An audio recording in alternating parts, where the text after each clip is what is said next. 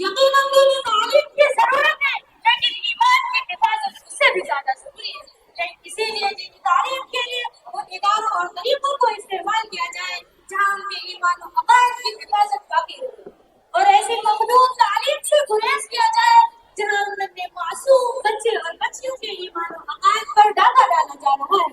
لہٰذا اس فتنے کی نزاکت کو محسوس کرتے ہوئے اس میدان میں عملی طور پر کام کرنے کی کوشش کی جائے۔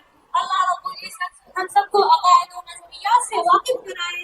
ہم نے ایک شعر کے ساتھ یہاں سے رخصت ہوتے ہوئے، تم شوق سے کالج میں پڑھو پارک میں جھولو، تم شوق سے کالج میں پڑھو پارک میں جھولو، جائز ہے غباروں میں اڑو چرخ میں جھولو، بس ایک سخن پتے عاجز کی رہے یاد، اللہ کو بل اپنی حقیقت کو نہ بھولو۔